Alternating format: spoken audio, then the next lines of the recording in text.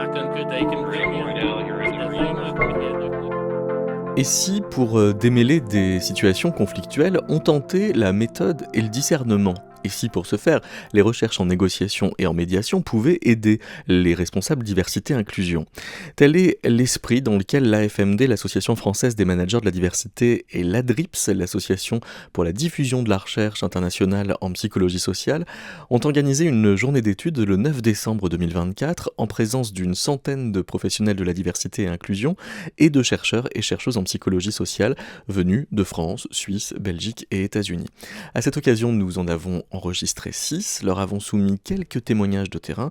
Dans cet épisode, nous nous demandons quelles sont les qualités à rassembler pour bien mener une médiation.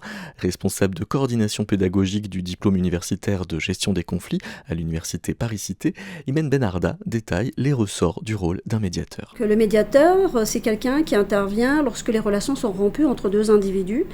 C'est-à-dire il intervient après l'échec d'une négociation. Que, grosso modo, quand il y a deux individus qui sont en conflit, n'arrivent pas à trouver un terrain d'entente, ils ont la possibilité de faire intervenir une tierce partie, c'est-à-dire le médiateur, qui peut les aider effectivement à rétablir la relation. À rétablir une relation, et donc il intervient plus sur la relation que sur le fond, donc le médiateur. C'est très important d'avoir cette capacité à établir la relation entre deux individus qui ne se parlent plus. Ça veut dire aussi d'incarner la cause. Est-ce qu'il doit être exemplaire ? Waouh, évidemment, mais bien sûr. Pardon, exemplaire. Il y a effectivement un certain nombre de principes qu'il doit respecter. C'est-à-dire qu'il faut d'abord qu'il se présente en tant qu'être humain, en tant qu'individu, en tant que professionnel. Il faut que les gens fassent confiance à ce médiateur. S'il n'inspire pas confiance, les gens ne peuvent pas effectivement travailler ensemble. Il faut qu'il inspire confiance.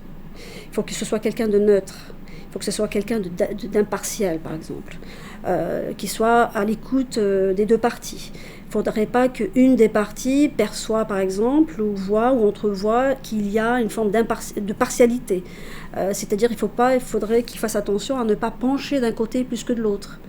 Et d'ailleurs, quand il arrive, il faudrait qu'il s'assoie à équidistance des deux parties. Il ne faut pas qu'il soit assis un peu plus physiquement à côté de l'un par rapport à l'autre. Déjà qu'il va percevoir qu'il y a une sorte de penchant d'un côté plus que de l'autre.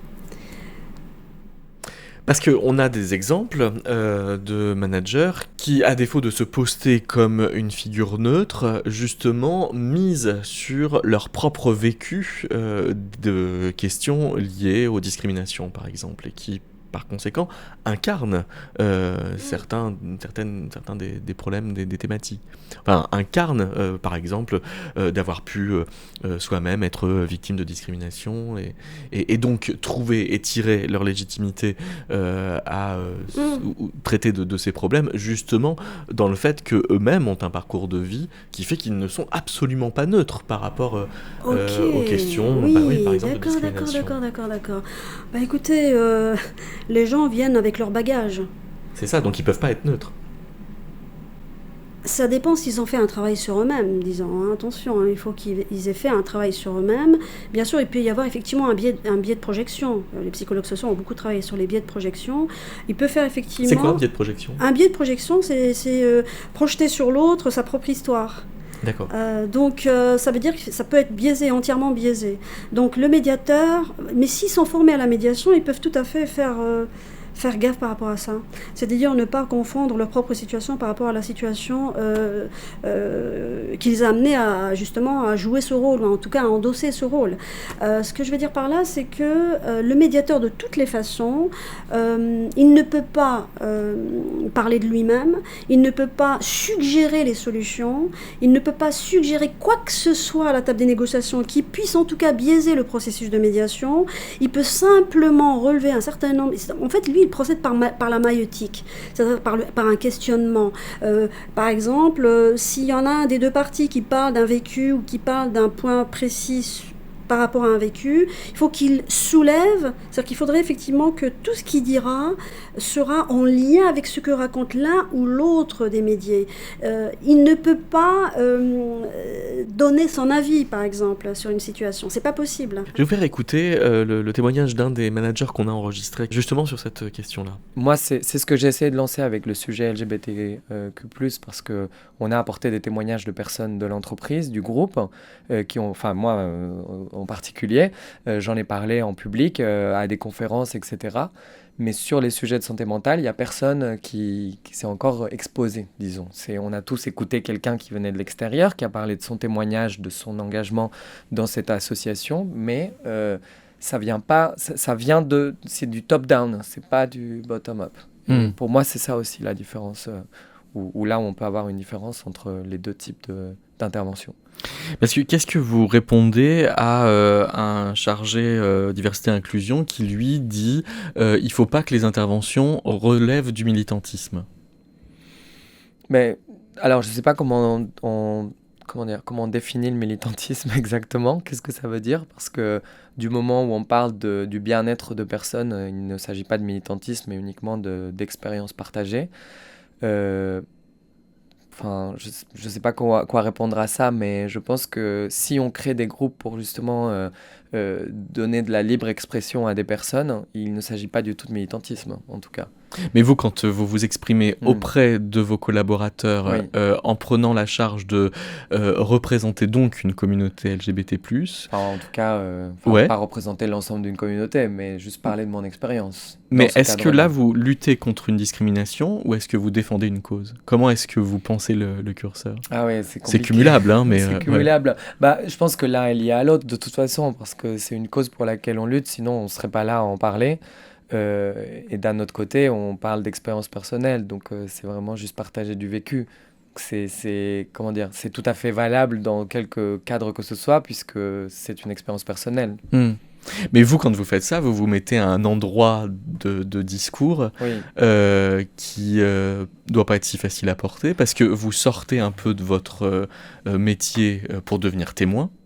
Alors, mais auprès de vos collègues. Sachant que moi, en plus, c'est une fonction volontaire. Ce n'est pas mon poste principal. Moi, je suis dans le business, par ailleurs. Donc, ici vraiment, même. Oui, exactement. Ouais. Il y a une autre personne qui fait le lien RH, en diversité et inclusion. Mais moi, je suis juriste, juriste le jour, diversité et inclusion la nuit. Hein, si vous voulez. D'accord. C'est un peu ça l'idée.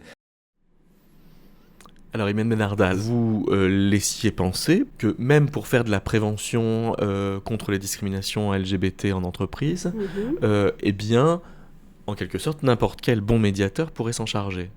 Tout à fait. Là, en revanche, on a un manager qui laisse penser que c'est quand même mieux si c'est une personne concernée, qui serait donc mieux placée pour pouvoir sensibiliser sa communauté professionnelle. Ok, j'ai compris. J'interroge simplement les frontières de pertinence de cette idée de neutralité. Hein, oui, la neutralité, et puis je le répète, le principe clé de quelqu'un qui traite ce type de sujet au sein de son entreprise, avec effectivement, au sein de sa propre entreprise, avec ses propres collègues ou salariés, ou je ne sais pas, ou les employés en tout cas, ça peut effectivement poser une grosse question d'éthique, et puis est-ce que les gens ont confiance pour lui parler, pour s'adresser à lui?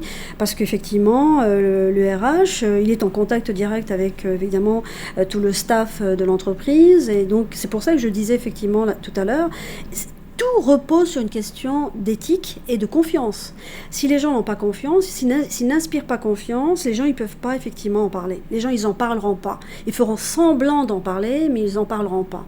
Même s'il y a un problème grave, ils vont pas lui en parler.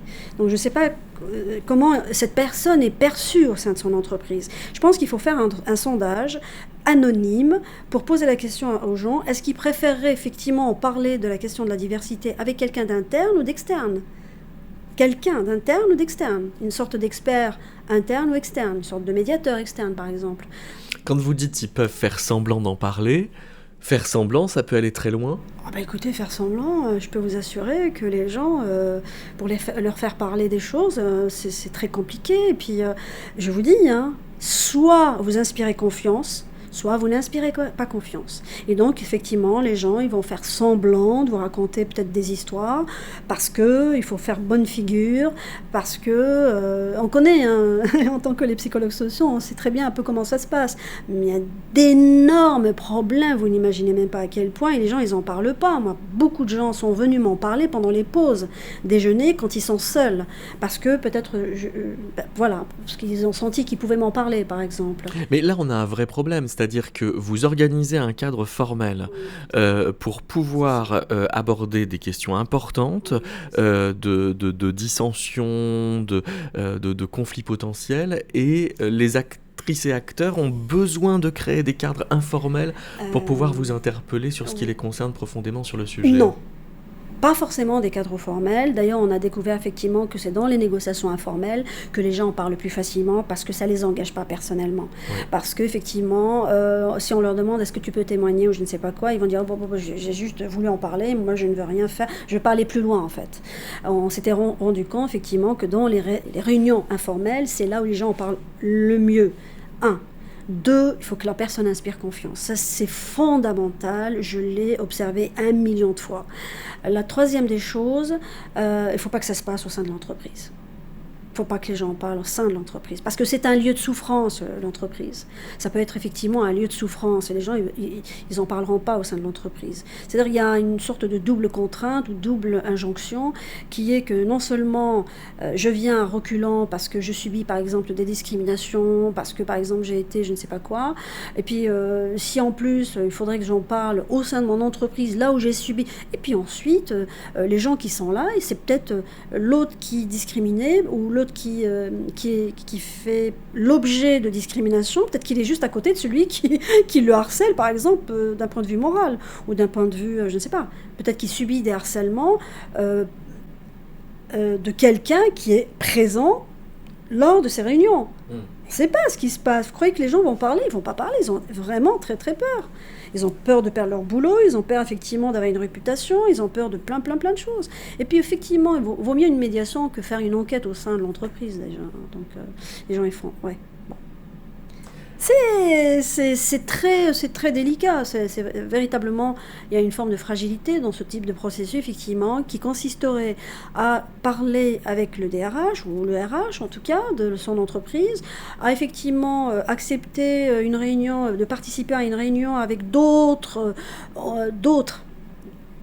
parmi lesquels peut-être, je ne sais pas qui est là, peut-être par exemple, il y a quelqu'un effectivement dont on a peur. Donc qui vous voilà et ensuite le faire au sein de l'entreprise, moi je trouve que ça c'est un peu dangereux parce que je vous dis hein, c'est véritablement un lieu de souffrance et les gens moi j'ai toujours dit à mes participants, si vous voulez régler un problème de conflictuel, il faut aller à l'extérieur, il faut jamais le faire au sein de l'entreprise parce que les gens ils en parlent pas, c'est un lieu de souffrance, surtout si on subit des discriminations et qu'on est en souffrance parce que les gens ils montrent pas hein.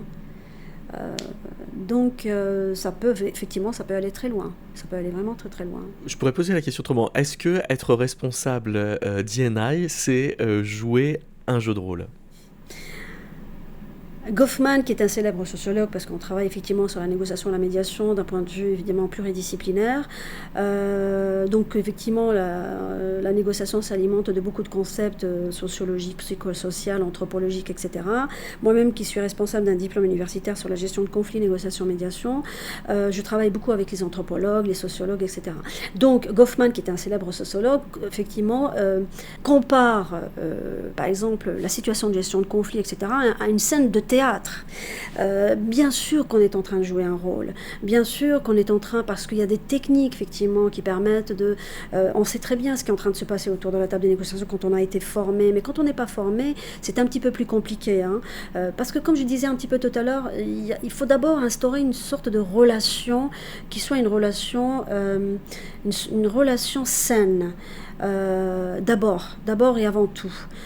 Si on n'arrive pas effectivement à communiquer avec l'autre de manière saine, ça peut aussi biaiser. Et les gens, il faut savoir qu'on sait très bien quand les gens sont sincères ou pas sincères. Et ça, c'est la question de la sincérité. Il faut préférer la sincérité, par exemple, à la rhétorique. C'est très important qu'on vous voit comme étant quelqu'un de sincère. Et ça, vous pouvez pas vous amuser effectivement à jouer un rôle sans être sincère. Les gens, ils le sentent, que vous le vouliez ou pas. Ce que je veux dire par là, c'est qu'on peut mentir avec les mots, mais on ne peut pas mentir avec le visage.